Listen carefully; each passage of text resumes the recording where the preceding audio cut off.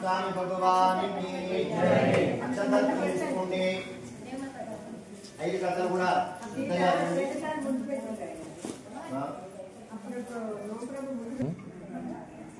अस्मत् गुरुभ्यो नमः आपदामहत्तारं दातारं सर्वसंसारं लोककादया प्रप्रचोदितं पौराणिकं करो ఒకానొక సమయమున నైమిషారణ్యము అనబడేటువంటి ఒక పట్టణం కలదు.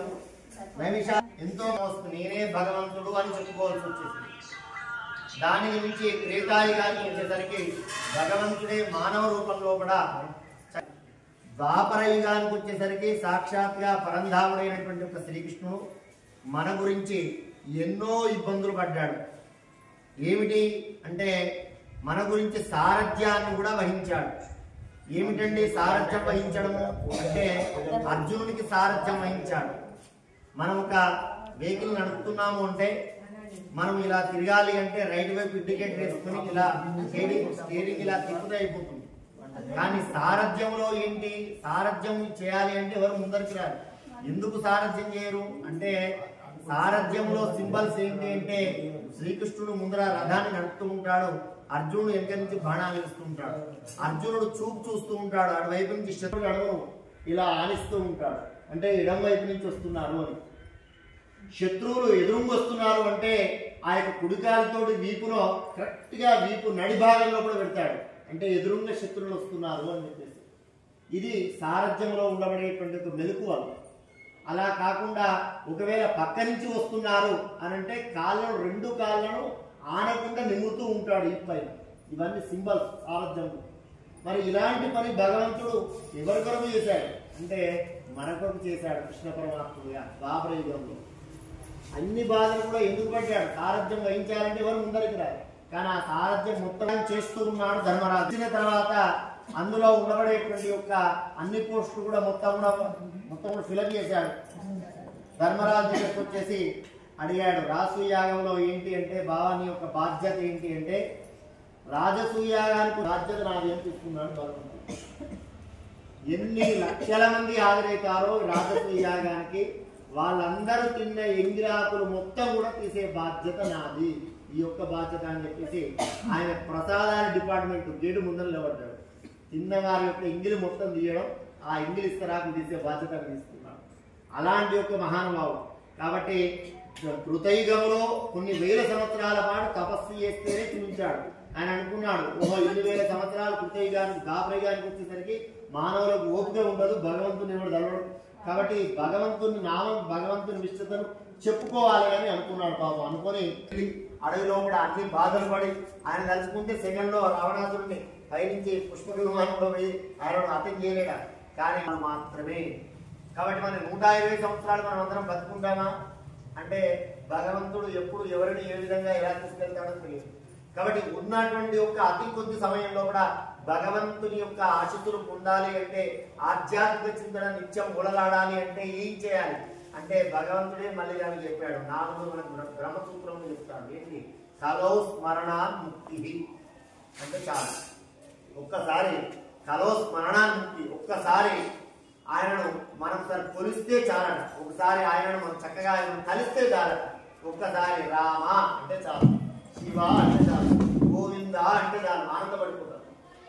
ఆయనను 24 గంటలు మనం పూజించవలసిన అవసరం లేదు. కలో స్మరణాన్ముక్తి, నీ పని నువ్వు చేస్తూ ఆ పనిలో కూడా నన్ను చూడవయ్యా అని చెప్పాడు స్వామి. కాబట్టి నీ పని నువ్వే, నీ పని డిస్టర్బెన్స్ లేదు. ఆ పని చేస్తూ ఆ పనిలో కూడా ఏం చేయాలి, ఒక్కసారి నువ్వు తినేటువంటి పండు ఏదైతే ఉందో ఒక్కసారి ఆయన రామ ఒకసారి తినవయా ఇట్లా చూస్తే చాలు, ఆనందపడిపోతాడు. తినేది ఆయన మనమా చెప్పండి, ఆయన పేరు చెప్పుకొని మనమే తింటాం కదా. ఇవన్నీ ప్రసాదాలను చేసి ఎవరికి ఇస్తున్నాం అంటే ఆయనకి ఇస్తున్నాం. ఆయన ఏం చేస్తున్నాడు, ఆయన నాసికం ద్వారా ఆరగిస్తూ ఉన్నాడు. ఒక పిల్లవాడు పుస్తకంలో చదివితే పుస్తకం మొత్తం కూడా బయాడ్ అయిపోతుంది. మరి పుస్తకంలో ఉన్న అక్షరాలు అట్లనే ఉంటున్నాయా, పుస్తకం అయిపోతుందా చెప్పండి. పుస్తకంలో ఉన్నది మాత్రమే పిల్లవాడికి కొడుకు వస్తుంది, పుస్తకంలో అచ్చులు అలానే ఉంటాయి.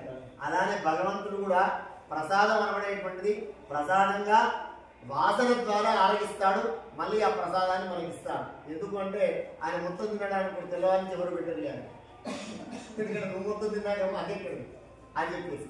కాబట్టి స్వామి ఆ ప్రసాదాన్ని ఆరగిస్తూ మనకి ఇస్తాడు. అందుకే కలియుగంలో ఏం చెప్పాడంటే కలో స్మరణాన్ముక్తి, ఒక్కసారి భగవన్ నామాన్ని చేస్తే చాలు మీరు తరిస్తారు అంటే. అది ఏ పని చేస్తూ ఎప్పుడు చేస్తూ ఎల్లవేళ ఎప్పుడైనా కలవస్తున్నారు. అందుకే ఆయన సూత్రుడు ఏం చెప్పాడంటే మరి కలియుగంలో ఇంత బిజీ లైఫ్ లో కూడా అందరూ కూడా భగవన్ నామాన్ని చేసేటువంటి ఒక శక్తి వారికి ఉండట్లే కదా సమయాభావం వల్ల. కాబట్టి అతి సూక్ష్మంలో కూడా భగవత్ సాన్నిధ్యం పొందాలి అంటే ఏం చేయాలి అని చెప్పేసి వారందరినీ కూడా కూర్చొని చక్కగా ఆలోచిస్తున్నాడు. అప్పుడు వారందరూ కూడా అన్నారు, నాయన భగవంతుని యొక్క చింతన చాలా అవసరం, ఆయన లేకుండా మనం అందరం కూడా లేవు కాబట్టి భగవన్నామ సంకీర్తన చాలా అవసరమే. కానీ మరి భగవంతుని దరిచేరాలంటే భగవంతుడే మనకు చెప్పాలి కదా కదా.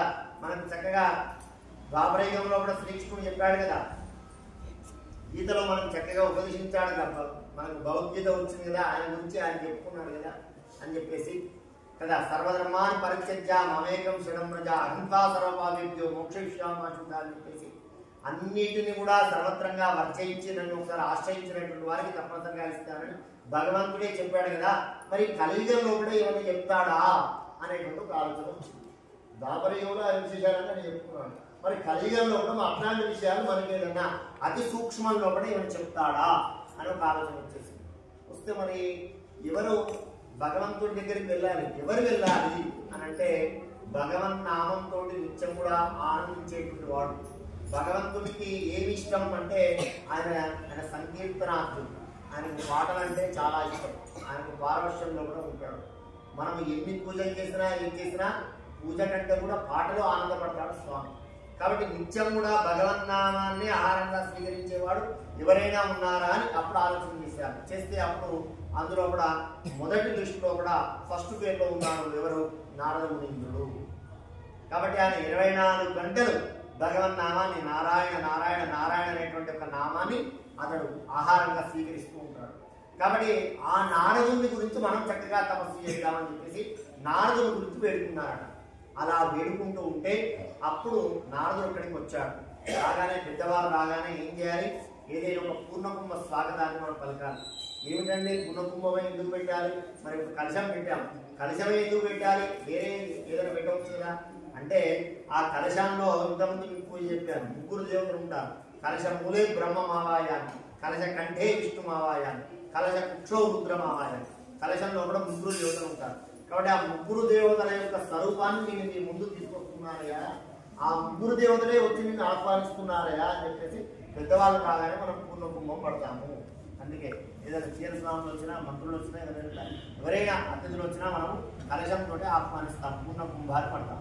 ఎందుకంటే పూర్ణ కుంభం పూర్ణంగా ఉండబడేటువంటిది. ఆధారాన్ని కడిగారు ఆ మునీరులు అందరూ కూడా కలిసి. అలా కడిగినటువంటి శేష జలాన్ని వారు నెత్తిపైన ప్రోక్షణ చేసుకున్నారు.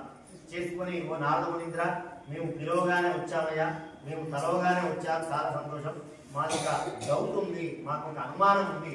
ఏమిటి అని అంటే ఈ కలియుగంలో కూడా సకల వాంఛాసిద్ధి కలగడానికి, కోరినటువంటి కోరికలు నెరవేరడానికి, అతి శీఘ్రంగా మనకు నెరవేర్చడానికి ఏదైనా ఒక పూజ లాంటిది ఏదైనా ఉందా, ఉంటే అది ఎలా, దాన్ని ఎలా చేయాలి, దాని విధానం ఏమిటి అని అడిగాడు. అడిగితే సాక్షాత్గా నేను వైకుంఠానికి వెళ్ళి వైకుంఠంలో ఉండబడేటువంటి శ్రీమన్నారాయణ దగ్గరికి వెళ్ళి అన్ని విషయాలు తెలుసుకొని వస్తాను అని చెప్పేసి అక్కడి నుంచి సెలవు తీసుకున్నాను నారదుడు. వారి వద్ద నుండి బయలుదేరాడు. ఏకదా నారదాయోగి పరానుగ్రహకాంక్షయ పర్యటన్ వివిధాన్ లోకాన్ మత్స్యలోకముపాగత. అలా వెళ్తూ వెళ్తూ మార్గమధ్యంలో కూడా మత్స్యలోకము అనబడేటువంటి ఒక లోకం వచ్చింది. చాలా లోకాలు ఉన్నాయి. భూలోక, ఉపర్లోక, సులోక, సువర్లోక, మహర్లోక, జనలోక, దప్పలోక, సత్యలోక, నాగలోక అని చెప్పేసి పాతాళలోక, చాలా లోకాలు. అన్ని లోకాల్లో తిరుగుతూ ఉన్నాడు. కానీ మార్గ మధ్యలో కూడా మత్స్యలోకము అనబడేటువంటి లోకానికి రాగానే ఆయన ఎందుకో అక్కడ స్టే చేయాలనిపించిందట. కాసేపు కాస్త విశ్రాంతి తీసుకోవాలి. అందుకే భగవంతుని యొక్క పరిక్రమణలో కూడా మనం మధ్య మధ్యలో స్టాప్స్ ఇస్తూ ఉంటాం. ఎవరు ఎక్కడ ఎంతసేపు కొద్దిసేపు అవుతారో తెలియదు. కాబట్టి ఆ నారదుడు కూడా అన్ని లోకాలకు వెళ్తూ మార్గంలో ప్రజలందరినీ కూడా చూశాడు. తత్ర దృష్ట్వా జనా సర్వ నానా క్లేశ సమన్విత. అక్కడ ఉండబడేటువంటి జనాలందరూ కూడా చాలా అంటే చాలా ఇబ్బందులు పడుతూ ఉన్నారట. వారికి తినడానికి తిండి లేదు, కట్టుకోవడానికి సరైన బట్ట లేదు, చాలా ఇబ్బందులు పాలవుతున్నారు.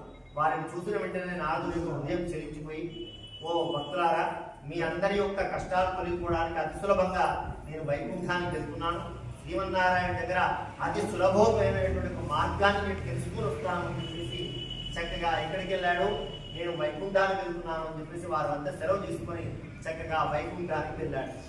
ఆ వైకుంఠంలో ఆ శ్రీమన్నారాయణుడు ఎలా ఉన్నాడు అంటే తత్ర నారాయణం దేవం శుక్లవర్ణ చతుర్భుజం శంఖ చక్ర గదా పద్మ వనమాలా విభూషితం. ఆ శ్రీమన్నారాయణుడు ఎలా ఉన్నాడు అంటే తత్ర నారాయణం దేవం శంఖ చక్ర గదా చక్కగా నీలవేగ శ్యామలో కూడా చక్కగా తెల్లని ఛాయలో కూడా స్వామి చక్కగా కలగలస్తూ ఉన్నాడట. ఇటు పక్కన ఆ శేషపాదు పైన పడుకుని ఉంటే ఆ యొక్క శ్రీదేవి భూదేవి ఇద్దరు కూడా చక్కగా పాదములు ఉత్తుచూ ఉంటే ఆ శ్రీమన్నారాయణ చక్కగా లోక కాంక్ష కొరకు లోకాన్ని దరిచేర్చడానికి గురించి ఆలోచిస్తున్నాడు. ఆ సందర్భంలో కూడా నారదుడు అక్కడికి చేరాడు. చేరినటువంటి వెంటనే సాధారణంగా పెద్దవారు ఎవరైనా అవపడగానే పెద్దవారి దగ్గరికి వెళ్ళినా భగవంతుడి దగ్గరికి వెళ్ళినా మనకంటే పెద్దవారు కలిసినా ఏమంటాం మనం నమస్కారం అంటాం. కాబట్టి ఏం చేయాలి, నమస్కారం పెట్టడం అంటే అది సంస్కారం.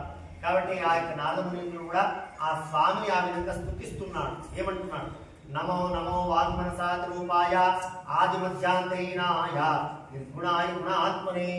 స్వామి మనస్సున ఊహించుటకు వాక్కుతో వివరించి చెప్పుటకు అతీతమైన రూపం కలిగినటువంటి వాడా, అతీతమైన శక్తి కలిగినటువంటి వాడా, ఆది మధ్యాంతరైనటువంటి వాడా, సకల నిగుడే గుణాత్మైనటువంటి వాడా, ఓ శ్రీమన్నారాయణ నీకు నమస్కారము. అందరూ కూడా నమస్కారం చేయండి. ఆ విధంగా స్వామి చక్కగా నమస్కారాన్ని చేశాడు. చేసిన వెంటనే ఆ నారదుని చూశాడు ఆ యొక్క శ్రీమన్నారాయణుడు. ఊరగరాల మహానుభావుడు, అందులో మీలాంటి యొక్క కలహ భోజన ప్రియుడు. నారదునికి ఏంటి నామం పక్కన బ్రాకెట్ లో అలియాస్ ఏంటి నారదునికి అంటే ఆయనకేంటి కలహ. అది ఏ కళ్యాణం, మన కళ్యాణమా, లోక కళ్యాణం. కాబట్టి లోక కళ్యాణం గురించి ఏదో ఒకటి చేస్తూ ఉంటాడు. కాబట్టి ఊరగరాల మహానుభావుడు, అందులో మీలాంటి కలహ భోజన ప్రియులు ఇక్కడికి ఏం చేశారు అంటే మళ్ళీ ఏదో లోక కళ్యాణం కావలసి ఉంది. ఏమిటి నారదా, నీ మనసులో ఏమి కోరిక ఉంది అని అడిగాడు. స్వామి, ఈ భూలోకం అంతా కూడా పాపభూష్టమైంది. చాలా మంది ప్రజలు నానా యుగులందుకు పాపకర్మముల చేత పీడిపబడుతున్నారు. కాబట్టి వారి యొక్క దుష్ట కష్టములన్నీ కూడా నెరవేర్చడానికి, ఆ కష్టములన్నీ కూడా తొలగిపోవడానికి, వారికి కావలసినటువంటి కోరికలు అతి శీఘ్రంగా తీరడానికి కొరకై, వారు భగవంతు ఆధ్యాత్మిక చింతనలో ఊరలాడడానికి కొరకై ఏదైనా ఒక సులభోత్తరమైనటువంటి మార్గాన్ని చెప్పండి. ఏదో నెలల తరబడొద్దు, సంవత్సరాల తరబడొద్దు, రోజుల తరబడొద్దు. కాబట్టి మాకేం కావాలి, కాస్త గంటల వ్యవధిలో భగవంతుని యొక్క సాన్నిధ్యం పొందేటువంటి ఉపాయం నాకు చెప్పండి అని అడిగాడు. అడిగితే దానికి పరమాత్ముడు చాలా సంతోషించి, ఆయన ఈ విషయం గురించి నేను ఆలోచిస్తున్నాను, నీవే ఇక్కడికి రావడం జరిగింది. కాబట్టి సాధారణంగా ఏంటి, బ్రహ్మ విష్ణు మహేశ్వరుడు ముగ్గురు ఉంటారు. ఈ ముగ్గురు కూడా సృష్టి స్థితి లయకారకులు. ఈ ముగ్గురు లేనిదే లోకం లేదు. కాబట్టి ఈ ముగ్గురం కలిసి ఒకటై ఆలోచన చేయాలి అని మేము అనుకున్నాం. అదేది మాకు గుర్తు చేశాము ఆయన. కాబట్టి మేమందరం కూడా ఒకటే. ఏదైనా భేదం ఉందా? శివుడికి విష్ణువుకు భేదం ఉందా? బ్రహ్మకు శివుడికి ఏదైనా భేదం ఉందా? ఏది కూడా భేదం లేదు కదా. శ్రీ మహావిష్ణువు నిత్యం కూడా తలచే నామం ఏంటి? పంచాక్షరి నామం, ఓం నమ శివాయ. శివుడు నిత్యం కూడా తలచేటువంటిది ఏంటిది? ఇంత పెద్ద ఆర్టిస్ట్ అయినా సరే ఎక్కడో దిక్కున చిన్న దోషం జరుగుతుంది, ఎక్కడో ఒక చిన్న తప్పిదం అనేటువంటిది చక్కగా జరుగుతూ ఉంటుంది.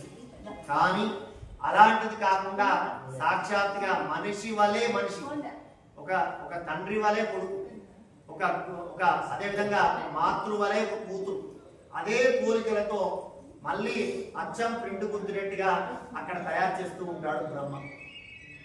ఒక బొమ్మ లాంటి బొమ్మనే మనం తయారు చేయలేము, కానీ సృష్టి ఆ విధంగా చేస్తూ ఉంటాడు బ్రహ్మ. కాబట్టి వారిని ఎవరెవరిని ఏ ఏ డిపార్ట్మెంట్లలో కూడా చక్కగా ఉపయోగించాలి అని నిత్యం కూడా ఆలోచిస్తూ ఉంటాడు బ్రహ్మ. కాబట్టి మేము ముగ్గురం కూడా మాకు ఎలాంటి భేదం లేదు ఆయన. కాబట్టి మేము ముగ్గురం కూడా కలిసి ఒక దిక్కున ఉందాము అనుకుంటున్నాము. ఇప్పుడు నేను వైకుంఠంలో ఉన్నా, ఆయన కైలాసంలో ఉన్నాడు, ఈయన సరోవరంలో ఉన్నాడు. అట్లా కాకుండా మా దగ్గరికి వస్తే ముగ్గురం కూడా 1 షాట్ 3 బర్డ్స్, చక్కగా ముగ్గురం ఒకటే దిక్కున ఉంటాము. ముగ్గురిని ఒకటేసారి పూజించేటువంటి ఫలితం రావాలి భక్తులకు. ఎందుకంటే నీవే చెప్పావు, సంవత్సరాల పూజ చేయలేము, నెలల పూజ చేయలేము, రోజుల పూజ చేయలేము, కేవలం గంటలు మాత్రమే. ఆ గంటలు కూడా ఎక్కువ లేదు, ఒకటే ఒక గంట, అంత మహా అంటే 2 గంటలు, అంతకంటే ఎక్కువ చేయలేదు. కాబట్టి ఆ 2 గంటల్లో మీ ముగ్గురికి సంబంధించినటువంటి కావాలి అని అడిగాడు స్వామి. చక్కగా చెప్పాడు నాయన. ఏమిటి అంటే సకల లోకంలో కూడా దుర్లభమైనటువంటి వ్రతం కలదు. ఆ వ్రతాన్ని మనం చేద్దామంటే స్వామి మరి వ్రతం అంటే ఏమిటి అని అడుగుతున్నాడు. వ్రతము అంటే నీ మనస్సు అనబడేటువంటి పుష్పం ఏదైతుందో అది స్వామి వారి పాదాల చెంత అర్పణ చేయడమే వ్రతము అని చెప్పాడు స్వామి. మరి ఏమిటి దీని విధానం ఏమిటి, ఎలా అంటే మేమందరం కూడా కలిసి ఒక ప్రదేశాన్ని ఎంచుకున్నాం. ఆ ప్రదేశం ఏంటి అంటే అన్నవరం. దానికి అన్ని వరములను తీర్చేటువంటిది. అంటే ఏ వరము కోరుకున్నా, అంటే ఏ వరం కోరుకున్నా తీర్స్తారా అని అడిగాడు మళ్ళీ నారదుడు. ఆయన చాలా అంటే చాలా ఆయన ఉపయోగకరమైనటువంటి మాటలు అడిగాడు మన గురించి నారదుడు. ఏమడిగాడు, స్వామి మరి ఏ కోరిక కోరికైనా గుర్తుస్తారా అంటే అలాంటి కోరికలు కాదు. ఏ కోరికలు? సత్యదేవుడు అంటే నేను సత్యదేవుడుగా వెలుగుతున్నాను, సత్యమైన కోరికలైతేనే నెరవేరుస్తాను. అన్న వరంలో సత్యమైనటువంటి కోరికలుగా వెలుస్తాను. అదేంటి స్వామి మరి మీ పేరు నారాయణుడు కదంటే ఇప్పటి నా పేరు సత్యనారాయణుడుగా ఉంటుందయ్యా. సత్యమైనటువంటి కోరికలు నెరవేర్చడానికి అన్నవరం, అన్నవరంలో శ్రీ రమ సాక్షాత్గా లక్ష్మీదేవి అక్కడ రమగా వెలవబోతుంది.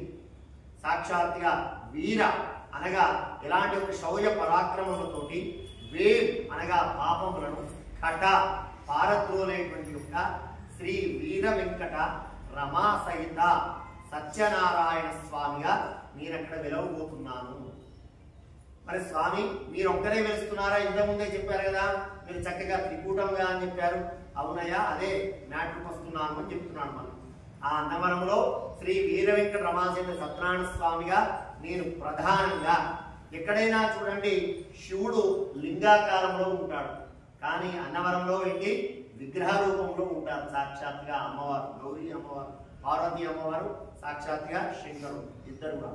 ఉమామేశ్వరుడు నా పక్కన విగ్రహ రూపంలో కూడా ఎక్కడ కూడా ఉండదు విధంగా నా పక్కన విగ్రహ రూపంలో కూడా ఉంటారయ్యా.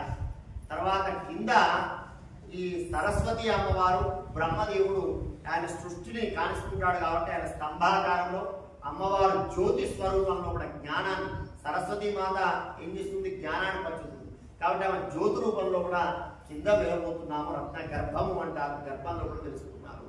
ఈ విధంగా ఆ విధంగా ఉంటుంది. అలానే నాకు క్షేత్రపాలకుడు ఎవరయ్యా అంటే రామచంద్ర స్వామి ఉంటాడు. అదేంటండి మరి మీరే నారాయణుడు కదా, మళ్ళీ రాముడే అక్కడ ఎందుకు క్షేత్రపాలకుడిగా పెట్టుకున్నారు? దేవాలయానికి అన్నవరానికి క్షేత్రపాలకుడు ఎవరు అంటే సాక్షాత్గా శ్రీరామచంద్రుడు. అదేంటంటే మరి శ్రీరామచంద్రుడిని ఎందుకు పెట్టుకున్నారు? అక్కడ ఏదైనా వెంకటేశ్వర స్వామిని పెట్టవచ్చు కదా, ఇంకెవరైనా పెట్టవచ్చు కదా అంటే అలా కాదయ్యా, నాకు అక్కడ ఉండబడేటువంటి ఒక రామచంద్ర స్వామి ఎందుకు అంటే మానవుడు అనబడేటువంటి వాడు కష్టాలు పడుతూ ఉంటాడు. ఆయన నువ్వు కష్టపడు నీకు ఫలితం వస్తుంది. అయ్యో నేను వనవాసానికి పోయానని రాముడు చింతిస్తే ఆయన రాజయ్యేవాడా? 14 ఏళ్ళు కష్టపడితే కదా మళ్ళీ తర్వాత చక్రవర్తి. కాబట్టి ఎవరైనా సరే ఎంతటి వారైనా సరే కష్టము పడవలసిందిగా మళ్ళీ నీకు సుఖం ఉంటుందయ్యా అని గుర్తు చేసేటువంటి వాడు రాముడు. అందుకే నాకు క్షేత్రపాలకుడు ఎవరు అంటే రాము చెప్పాడు. స్వామి సరే మంచిది, మీరు ఆ విధంగా వెలుస్తున్నారు, మరి మీకు ఎలా చేయాలి, ఏంటి విధానం ఏంటి అని చెప్పేసి మళ్ళీ అడిగారు. అప్పుడు చెప్పాడు ఏంటి అంటే ఉదయాన్నే బ్రాహ్మీ ముహూర్తంలో కూడా లేవాలి వ్రతం చేసుకునేటువంటి వారు. బ్రాహ్మీ ముహూర్తం అంటే ఇప్పుడు తెల్లవారగట్ట 3 నుంచి 5 మధ్యలో ఆ సందర్భంలో కూడా లేచి దండదావన జిహ్వాలేఖన గండూచన ముఖ ప్రక్షాళన తండూల తైలాచర్చన ఆమలక చూర్ణ అరిద్రాలేపన మొదలైనటువంటి యొక్క చక్కగా అందరూ కూడా తలస్నానము ఆచరించారట.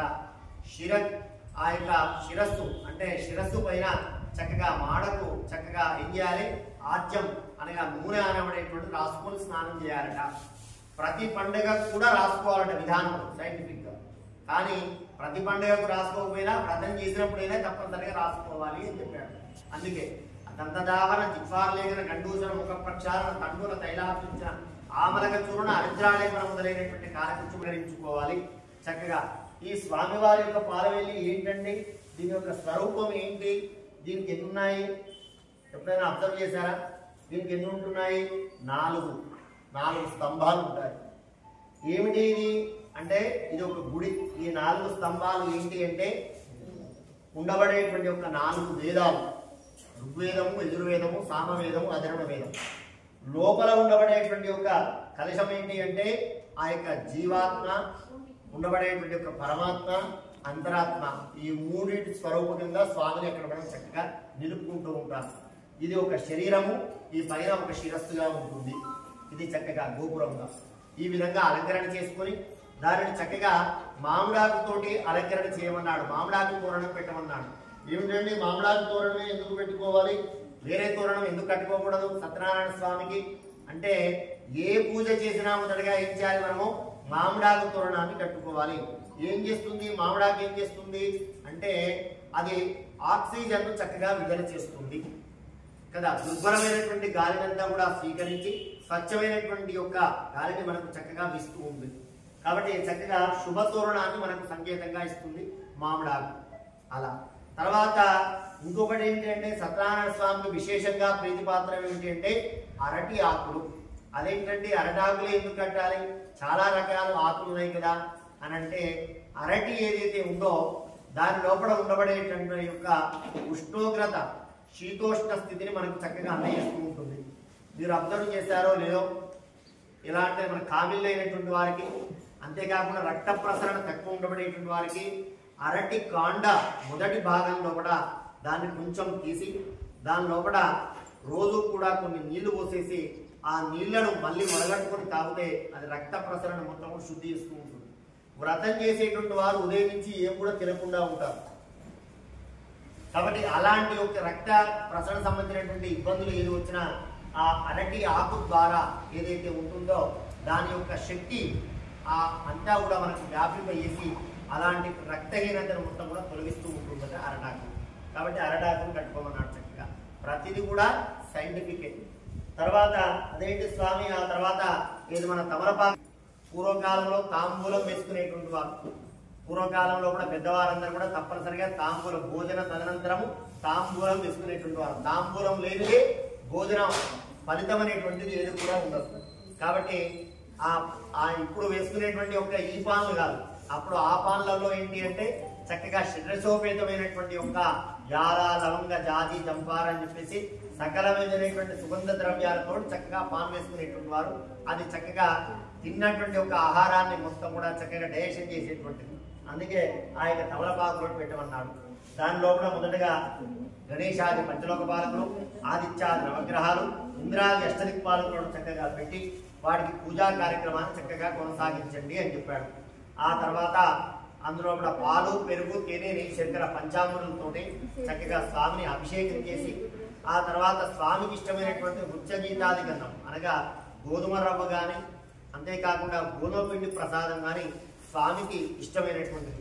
అదేంటంటే మరి చాలా రకాల ప్రసాదాలు ఉన్నాయి కదా, ఈ ప్రసాదమే ఎందుకు ఇష్టం అని అంటే గోధుమ పిండితో చేయబడినటువంటిది, గోధుమ రవ్వతో చేయబడినటువంటిది ఏదైతే ఉందో గోధుమలు సూర్యగ్రహానికి సంబంధించినటువంటి. సూర్యుడు ఇంతకుముందు మనం చెప్పాం, ఆయన ఏం చేస్తాడు, నమస్కార ప్రియ సూర్య, ఆయనకు నమస్కారం చేస్తే చాలు. ఆయన ఏం చేస్తాడంటే ఆరోగ్యాన్ని ఇస్తాడు. ఆ గోధుమ పిండి ప్రసాదం ఎవరికంటే సూర్యుడికి సంబంధించినటువంటి. కాబట్టి దాని ప్రసాదాన్ని తీసుకుంటే మనం చక్కటి ఆరోగ్యంగా వస్తుంది అని మనకు చెప్పడం జరిగింది. స్వామి మరి ఇలా చేయాలి అని చెప్పారు. మరి ఇంకా ఈ వ్రతములో ఇంకా ఏదైనా చేయాలా అని అంటే చక్కగా స్వామికి సంబంధించినటువంటి వరకు ఈ యొక్క వ్రతము కూడా దీంట్లో ఏమైనా మంచి రోజులు ఉన్నాయా అని అడిగాడు మళ్ళీ నారదుడు. అంటే వ్రతానికి అన్ని మంచి రోజులే, దీనికి తిదివార నక్షత్రంతో సంబంధం లేదు. కానీ అందులో కొన్ని తిథులు స్పెసిఫిక్ గా చేశాడు. ఏంటి, ఏకాదశ్యాయ పౌర్ణమాయ రవి సంక్రమణేతివా. ఏకాదశి నాడు చాలా విశేషం, లేదా పౌర్ణమి నాడు ఇంకా విశేషం, లేదా రవి సంక్రమణ నాడు ఇంకా విశేషం, లేదా అమావాస్య నాడు కూడా చాలా విశేషం అని చెప్పాడు. అదేంటండి ఏకాదశి నాడు ఎందుకు ఫస్ట్ ప్రిఫరెన్స్ అంటే ఏకాదశి ఉపవాసం ఉండాలి. ఉంటామా మనం, ఏకాదశి నాడు ఉపవాసం ఉండాలి. ఏకాదశి నాడు మొత్తం కూడా ఉపవాసం ఉండి తెల్లవారి ద్వాదశి నాడు పొద్దున 8 గంటల వరకే భోజన కార్యక్రమాలు ముగించుకోవాలి. ఇప్పటికీ మనకు రాఘవేంద్ర స్వామి మఠంలో చూడవచ్చు, ఏకాదశి నాడు స్వామికి ఒక తులసి దళాన్ని కూడా వాళ్ళు చక్కగా పెట్టారు. ఆ రోజు నివేదన ఉంటుంది, ఒక కొబ్బరికాయ ఇచ్చినా కానీ కొట్టరు. ఆ రోజు మొత్తం కూడా నిరాహారంగా ఉంటుంది. ద్వాదశి నాడు పొద్దున 8 గంటల వరకే భోజనాలు జరుగుతాయి రాఘవేంద్ర మఠంలో. ఉదయం 8 గంటల వరకు భోజనం కంప్లీట్ అయిపోతుంది. ఏంటి అంటే ఏకాదశి మొత్తం కూడా ఉపవాసం ఉండాలి. అంటే భగవంతుని ఉపవాసం ఉంటే ఆనందిస్తాడా అంటే ఉపవాసము అంటే ఏంటిది? నిత్యం కూడా నిన్నే కొలిచేటువంటిది ఉపవాసం. కాబట్టి ఆ కొలిచేటువంటి యొక్క శక్తి మనకు ఉండాలి అంటే ఏం చేస్తాం? ఏకాదశి చాలా ప్రీతిపాత్రం. తర్వాత రెండోది ఏం చెప్పాడు అంటే పౌర్ణమి చెప్పాడు. పౌర్ణమి ఎందుకు చెప్పాడు అంటే ఆయన బావమరిది ఎవరు? శ్రీ మహావిష్ణువుకు బావమరిది ఎవరు? చంద్రుడు కదా. తర్వాత పెళ్ళైన తర్వాత అల్లుడు గారికి ఎవరి మీద ప్రేమ ఉంటుంది? ఎవరి మీద ఉంటుంది? అత్తమామల మీద ఎక్కువ ప్రేమ ఉంటుంది, బావమరిది మీద ఎక్కువ ప్రేమ ఉంటుంది కదా. పెళ్ళైన వరకు తల్లిదండ్రులు అవసరం అట, పెళ్ళైన తర్వాత అత్తమామలు అవసరం అట. తర్వాత ఎవరు? బావమరిది భాష్యకారుడు అని చెప్పాడు. అంటే రూటు మ్యాప్ ఇచ్చేవాడు ఎవరంటే బావమరిది. కాబట్టి శ్రీ మహావిష్ణువు కూడా ఆయన బావమరిది అంటే ఆయనకు చాలా ప్రేమ. ఆయన బావమరిది ఎవరు? చక్కగా చంద్రుడు. ఎందుకంటే చంద్రుడు లక్ష్మీ అమ్మవారు ఇద్దరు కూడా పాలకడలో పాల సముద్రాన్ని చింపుతున్నప్పుడు పుట్టారు. లక్ష్మీదేవి పుట్టిన తర్వాత చంద్రుడు అవతరించాడు. కాబట్టి ఆయనకు బావమరిది అంటే చాలా ప్రేమ. అందుకే ఆయన ఏం చేశాడు?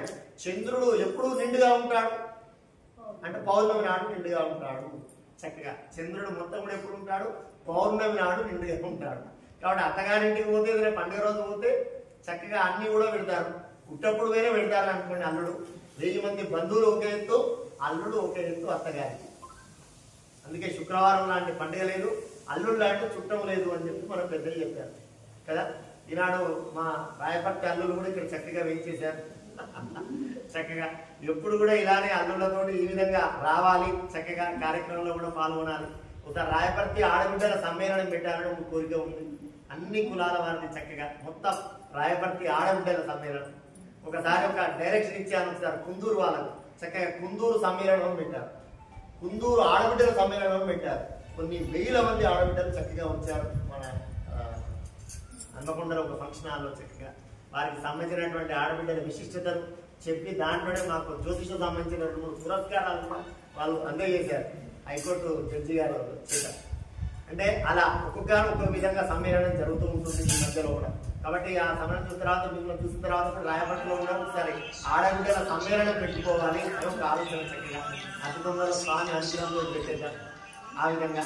కాబట్టి ఆ చంద్రుడు నిండు వెన్నెల్లో కూడా ఉంటాడు. కాబట్టి చక్కగా ఆ చంద్రుడు వారమైనటువంటి చంద్రుడు నిండుగా ఉండబడేటువంటి ఒక పౌర్ణమి నాడు రెండో ప్రిఫరెన్స్ ఇచ్చాడు. ఈ 2 తర్వాత 3 ఏం చెప్పాడు అంటే రవి సంక్రమణం చెప్పాడు. రవి సంక్రమణము అంటే సాక్షాత్గా సంక్రమణము ఎప్పుడు వస్తుంది అంటే చాలా సంక్రమణాలు ఉంటాయి. రవి సంక్రమణం అనేది ధన సంక్రమణం. ఈ రవి ఏం చేస్తాడంటే ఒక్కొక్క రాశిలోకి ప్రవేశిస్తాడు. సూర్యుడు ప్రవేశించేదాన్ని సంక్రమణం అంటారు. అప్పుడు ఏమిటి అంటే ఈ యొక్క సూర్య సంక్రాంతి అప్పుడు వస్తుంది మనకు రవి సంక్రమణం. చక్కగా ఆ సంక్రాంతి టైంలో కూడా సూర్యుడు ఏం చేస్తాడంటే ధనస్సు రాశి లోపలికి ప్రవేశిస్తాడు. తర్వాత మనకు మకర సంక్రాంతి వస్తుంది, మకరం నుంచి ధనస్సు లోపలికి వెళ్తాడు. మనకు ఆ సంక్రమణం చాలా విశేషంగా మనగా ఉంటుందట. కాబట్టి ఆ సంక్రమణానికి కూడా 3వ ప్రిఫరెన్స్ ఇచ్చాడు స్వామి. మరి ఇదే కాకుండా అమావాస్య నాడు సైతం కూడా ఇచ్చాడు. ఎందుకంటే అమావాస్య ఆడవారికి చాలా ఇష్టం, లక్ష్మీదేవికి చాలా ఇష్టం. అమావాస్య నాడు అమ్మవారికి పూజ చేస్తే చాలా అంటే చాలా ఇష్టం అంట అమ్మవారికి. అందుకే అమావాస్య కూడా ప్రిఫరెన్స్ ఇచ్చాడు స్వామి. మరి ఈ విధంగా ఇచ్చారు. మరి మనకు 12 మాసాలు ఉన్నాయి కదా, 12 మాసాలు పూజకు పనిచేస్తాయా వ్రతానికి అని అడిగాడు. అంటే దాంట్లో కూడా ఏం చెప్పాడు అంటే కార్తీకేవా శుభేదిని చాలా విశేషం ఏంటిదంటే కార్తీక మాసం. కార్తీక మాసం లోపల కూడా ఏంటి అంటే సంగ్రామారంభ వేళాయా, ఎప్పుడు సాయంత్రం అనగా గోధూలి లగ్నం, గోవులు ఇంటికి వచ్చే వేళ చేసుకోవాలి అని చెప్పాడు వ్రతాన్ని. చక్కగా సంగ్రామారంభ వేళాయ చక్కగా సాయంత్రం గోధూలి లగ్నంలో కూడా చేసుకోవాలి. కార్తీక మాసం కానీ చైత్ర మాసం కానీ వైశాఖే పౌర్ణమస్య లేదా వైశాఖ మాసం కానీ లేదా అంతేకాకుండా చివరి మాసమైనటువంటి ఒక పాల్గొన మాసం కానీ దీనికి శ్రేష్టము అని చెప్పాడు. అందులో ఫస్ట్ ప్రిఫరెన్స్ ఏం చెప్పాడు? కార్తీక మాసం అనే విషయాన్ని చెప్పాడు. ఎందుకంటే హరిహరాదులకు ప్రీతిపాత్రమైనటువంటి మాసము. మరి స్వామి ఈ వ్రతము ఈ మాసాల్లో కూడా చేయొచ్చు అని చెప్పారు, ఈ రోజుల్లో కూడా చేయొచ్చు అని చెప్పారు, సాయంత్రం కాలం కూడా చేయొచ్చు చెప్పారు. అంతేకాకుండా ఇంకా ఏమైనా నియమాలు ఉన్నాయా అంటే దీనికి ఎలాంటి యొక్క నియమాలు లేవు. 4 వర్ణముల వారు పురుషులే కాక స్త్రీలు కూడా కలిసి ఈ యొక్క వ్రతము చేయవచ్చు. యుద్ధములకు పోయినప్పుడు, జయములు కలిగినప్పుడు, శుభ కార్యక్రమంలో ఆచరించినప్పుడు, ఏదైనా మనసులో బాధ ఉన్నప్పుడు, ఏదైనా సంతోషం సంబంధించినటువంటి విషయాలు జరిగినప్పుడు ఈ వ్రతము చేయటం చాలా మంచిది. ఈ వ్రతము చేసిన తర్వాత బంధువులను కూడా పిలుచుకొని బ్రాహ్మణులకు దక్షిణించి బంధువులతోడను బ్రాహ్మణులతో కలిసి భుజించాలి అని చెప్పేసి కలియుగంలో కూడా ఇది వాంఛాసిద్ధి ఫలప్రదమైనటువంటి వ్రతము అని చెప్పేసి ఈ ముందుగా గణపతిని, తర్వాత గణేశాది పంచలోక పాలకులు, ఆదిత్యాది నవగ్రహాలు, ఇంద్రాది అష్టదిక్పాలకులు, కలశంలో కూడా వరుణదేవుని ఆహ్వానించి పూజించాలి అని చెప్పేసి చెప్పడం జరిగింది.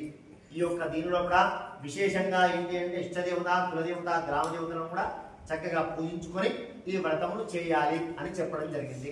కాబట్టి ఈ యొక్క వ్రతమును విన్నవారు, ఈ వ్రతమును చేసిన వారు, వ్రతమును చూసిన వారికి ఆయురారోగ్య అష్టేశ్వరుడు సుఖ సంపదలు కూడా నెరవేరుతాయి అని చెప్పేసి ప్రథమోధ్యాయం కూడా ఉపదేశించరు. ఇది శ్రీస్కాందరేవాకాండే అన్నవరం గిరివిక్రమాసీత సత్యనారాయణ వ్రతకథాయ ప్రథమోధ్యాయ సమాప్త. జయ బలో సత్యనారాయణ స్వామి భగవానికి. ఇది కాస్త మొదటి కథ కాబట్టి కాస్త లెంత్ గా ఉంది. మొత్తం ఇంట్రొడక్షన్ కూడా ఇవ్వాల్సి వచ్చింది. మిగతా కథలు ఇంత పెద్దగా ఉండవు, కాస్త సూక్ష్మంలో ఉంటాయి.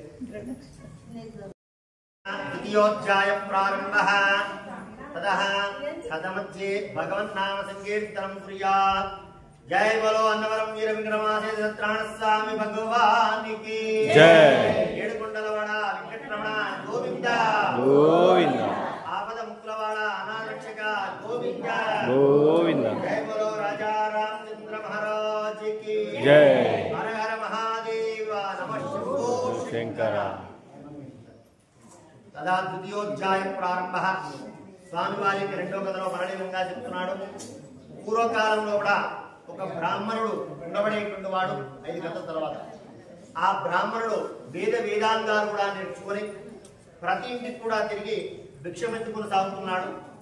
ఒకనాటి సందర్భంలో కూడా సత్యనారాయణ స్వామి వారు సన్యాస రూపంలో కూడా వచ్చేసి, ఓ విప్రోత్తమ, నీవు వేదాంగాలు కూడా నేర్చుకుని ఈ విధంగా ఎందుకు భిక్షమెత్తుకుని సాగుతున్నావు అని చెప్పగా, స్వామి నాకు లక్ష్మీ కటాక్షం లేదు, సరస్వతి కటాక్షం మాత్రమే ఉంది. లక్ష్మీ కటాక్షం కొరకు నేను ఆరాటపడుతున్నాను, కాబట్టి నాకు లక్ష్మీ ప్రసాదాన్ని ఇవ్వాలి అని చెప్పేసి ఆ విప్రోత్తముడు యాచించాడు. దానితో చాలా ఆనందించి, స్వామి ఈ యొక్క పరమ దుర్లభమైనటువంటి యొక్క కలియుగంలో కూడా వాంఛా సిద్ధి, అష్ట ఐశ్వర్య సుఖ సంపదలు కూడా చక్కగా కలగడానికి, ఐశ్వర్య సిద్ధి కలగడానికి ఒక అద్భుతమైనటువంటి వ్రతం కలదు. అది అన్నవరం గిరివిక్రమాసీత సత్యనారాయణ స్వామి వ్రతము.